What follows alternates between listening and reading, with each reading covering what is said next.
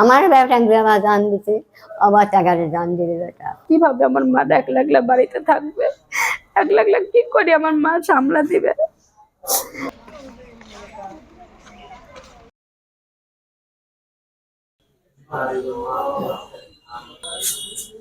আমরা ফাঁসি চাই, আমরা আর কিছুই চাই না, আমরা চাই যে আমরা ফাঁসি চাই। ওইটুক মানুষ মনে করেন যে 17 বছর মানুষ, তার কি বুঝ হয়েছে, সে কি বুঝটা বুঝতে পারছে আর কি অন্যায়টা করলো, তার জন্য নিজের জীবনটা হারাইয়া দিল। আমার কথা তোরা গাড়ি নিছু নে, হাত পাও বাইদি রাখে, কিন্তু একটা হাত ভাঙিতে পাও বাইদিতে ভাঙিতে জীবনটা তার বাইসি থাকতো।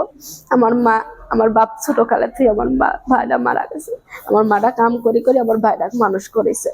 তাহলে আমার মাটা ভাই ডাকলে কিভাবে আমার মা একলা একলা বাড়িতে থাকবে, একলা একলা কি করে আমার মা সামলা দিবে। সেই জন্য আমরা চাই যে ফাঁসি হোক, যারা এই কাজ করেছে তাদের ফাঁসি হোক। আমার মাও তো জোয়ান মানুষ না, মুরব্বী মানুষ, কষ্ট করে আমার ভাইটাকে মানুষ করেছে। আমার মা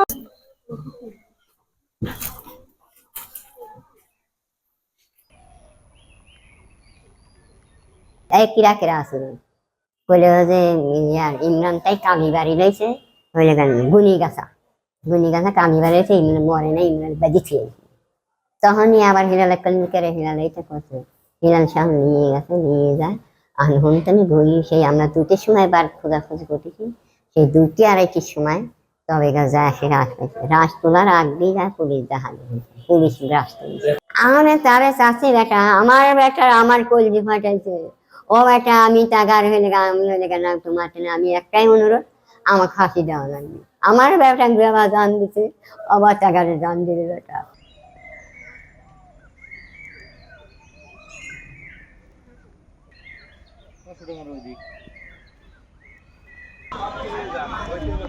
মন্ডলপাড়া শ্মশানের এখানে পড়েছিল।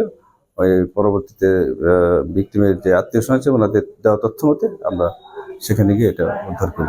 তাকে পাওয়া যাচ্ছিল না, পরে স্থানীয় লোকজনের সব ওই আসামিদের সন্দেহ হয়, তারা ওই আসামিদেরকে জিজ্ঞাসাবাদ করে আটক করে, পরে পরবর্তীতে আমরা তাদেরকে হেফাজতে নিই।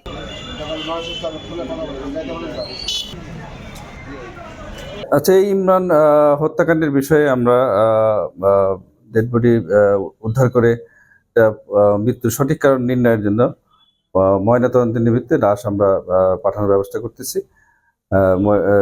সদর হাসপাতাল পাবনাতে। এবং এই ঘটনা সংক্রান্তে আমরা 3 জনকে আটক করতে সমর্থ হয়েছি জনগণের সহযোগিতায়, এবং বাকি আত্মীয় স্বজন বা তার মায়ের পক্ষ থেকে এজাহার প্রাপ্তির সাপেক্ষে আমরা এই ঘটনার বিষয়ে আইনগত ব্যবস্থা নেব, বা আইনগত ব্যবস্থা নিয়ে আমরা তদন্ত কার্যক্রম শুরু করব।